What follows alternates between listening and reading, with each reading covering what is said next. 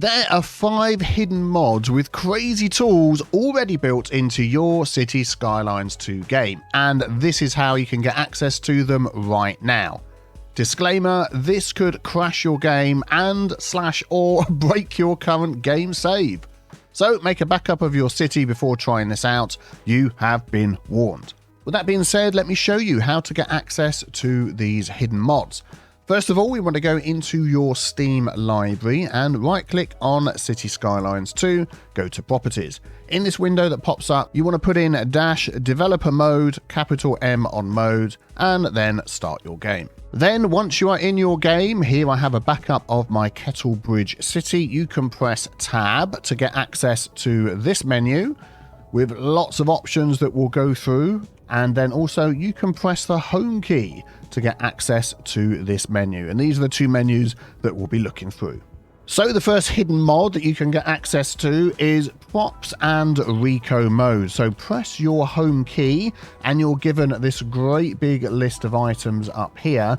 And if you type something in the top box, you can find things such as decals in the game, lots of options there, fences, benches, parking, and then also access to buildings, residential buildings, commercial and industrial. Let me show you some of these. So I'm going to zone this piece of land beforehand to be residential low. I'm keeping the game on pause, and now I can pick these buildings out here and place them in the areas that I want. There we go. Excellent. And they will stay and they will work in the game until, of course, they upgrade. But I'm sure once Paradox Mods is available and some sort of simple historical mode is added, we can then pick these and use them exactly as we want in the game. If you don't have the right zone underneath, let's just pick a commercial building.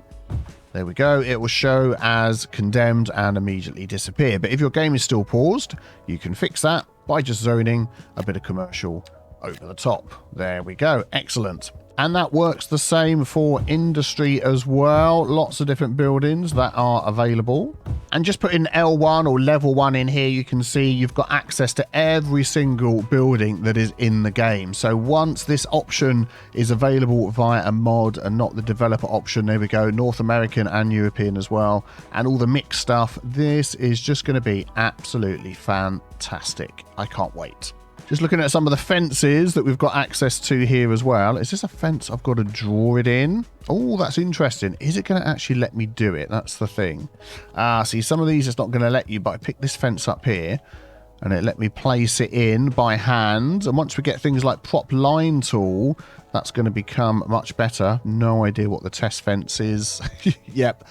Some of those aren't working. We've also got, there's benches. You can right click, you can swing these around. If you want to place a whole brush full of them, you can do that as well. Although obviously for certain items, that would just be a little bit silly. Oh, what's that one there? Oh, that looks nice. But already we can start to see what this is going to be like once we get access to this ability in the game.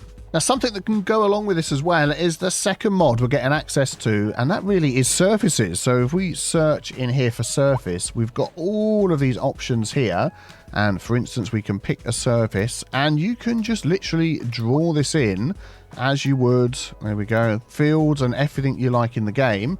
And then I've got a concrete surface there. So I'm now going to grab my parking options. Let's have a look down here, parking decal.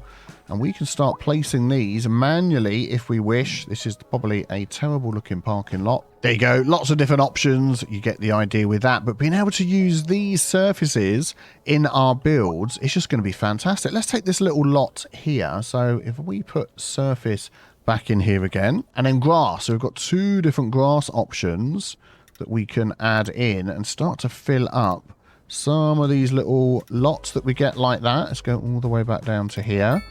Excellent. And then we've got another surface as well. I believe that this one is the one that's got the lines built into it. Yep, there we go. And it starts making things look much, much better.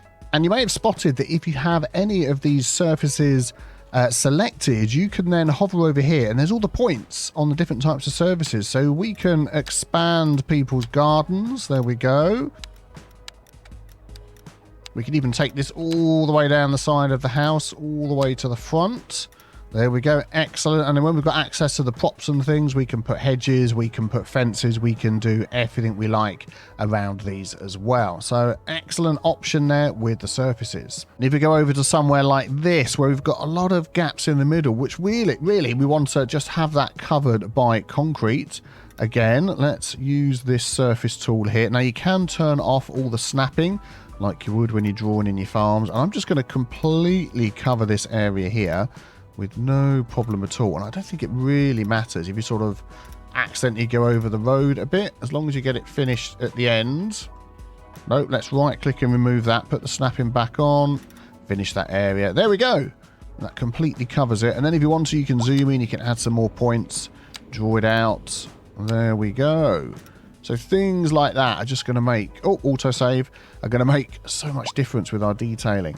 And using these sort of options, you can take a plopped park and a bare bit of land from looking like this to a park like this with a gym workout area, some benches, trash cans, lights and fences as well. So many possibilities.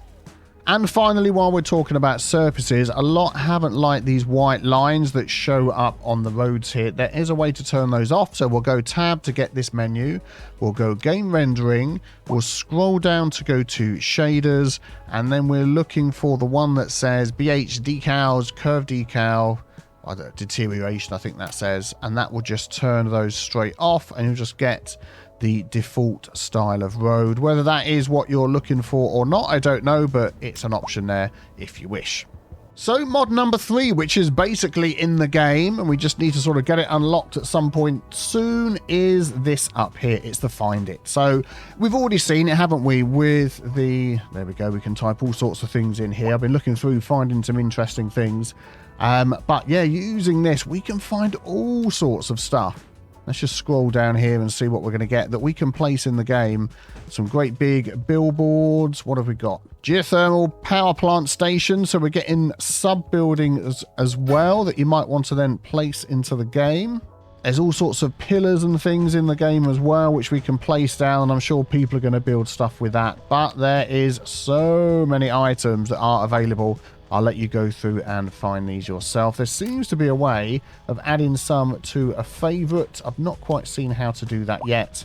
Maybe somebody else will find that out for us. Oh, and we use this little button down here. We actually get some pictures. Well, I've literally just discovered that now while we were talking. So this is maybe another interesting way of looking at items in here. So the fourth mod that is basically available in the game, we're just waiting for it to get unlocked, is Anarchy. We do know that we do have a certain amount of freedom when we're moving things around in the game. We can move roads to wherever we wish. We can also plop down buildings and totally turn off any snapping. As you can see here, I can place this wherever I like as long as the area is free, but we cannot place things on top of each other. So to enable this option, again, we press tab to get the debug menu, go to simulation, and you're looking for bypass validation results and tick that option. So now if we grab this fire station, it's still looking like we can't place it over this road, but if we click it, we can place it. And we can place as many as we like. We happen to have unlocked something there. We still can't place it over buildings, houses or whatever. They will still disappear. But now we have even more options of where we can place items. So it might be that while you're decorating, you wish to turn this on so you can decorate even better. And another fantastic way this can help you, if you're trying to place key walls along the coast, you see it says in water on the right. Well, you can just ignore that and place it anyway. And you've obviously got to do a better job than I have of getting the actual key wall there. Let's find a better spot for that. Oh, wonder if it works outside of the bought area. It does! Oh, there we go. So now we can build absolutely anywhere, even if we don't own the tile, even if things are in water. So there we go. That is the Anarchy mod. And just before we move on to the next one, while you're still in this dev menu, click on gameplay. You can also select the next theme. So you change the theme of your map from one to the other. Obviously, more themes will come in the future, I would imagine. We can unlock everything. We can increase our XP. So we're on 9 or 1,263 out of 24,000.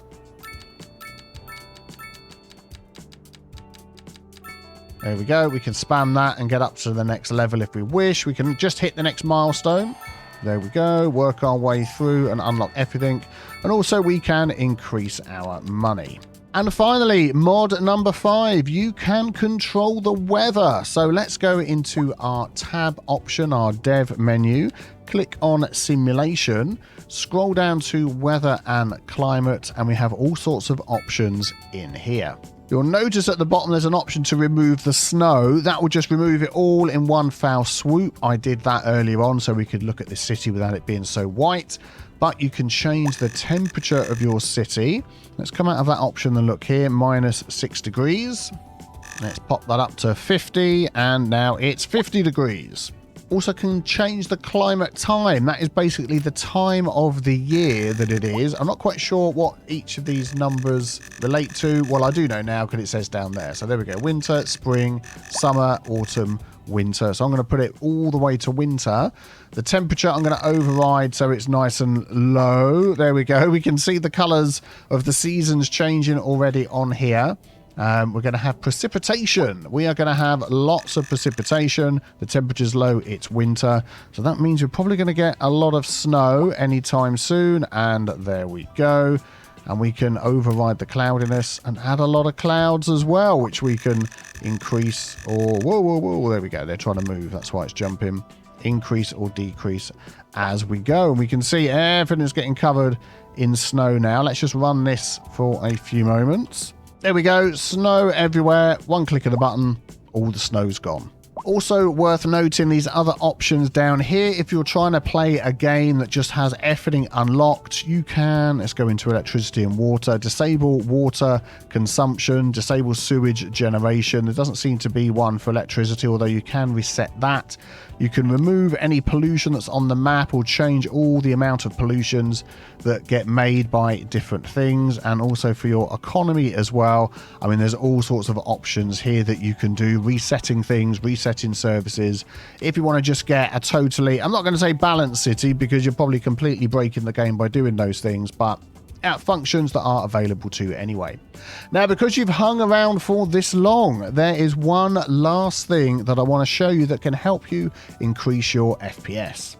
There we go, the snow has gone. So we're zoomed all the way out. There's an option in here where I can display my stats, and you can see here my average frame rate, my minimum and my maximum. And you can see, I mean, I'm sort of hovering on my Steam little FPS counter down here that you can't see. About 50 has jumped up to 60, so it does change. If we zoom in, let's find somewhere that's going to be super busy, perhaps over here.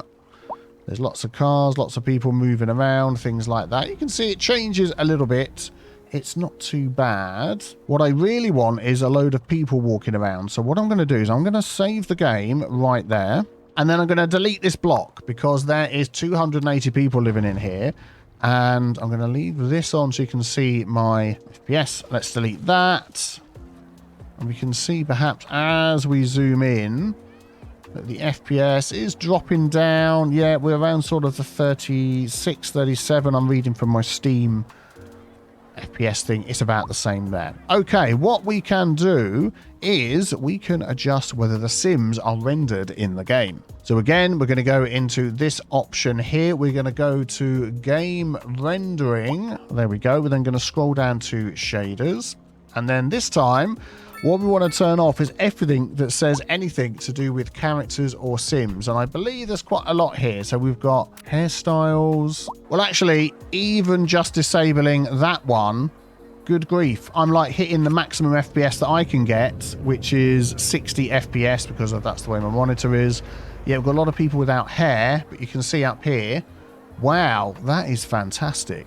And if I turn off VSync, you can see down here, we're hitting 90. We're hitting all sorts of frame rates.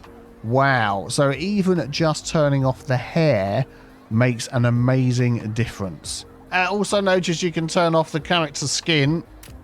Yikes. You can turn off the cloth. Yep. It's getting worse. And I think this final one just might make them completely invisible. No, I've no idea what that one was.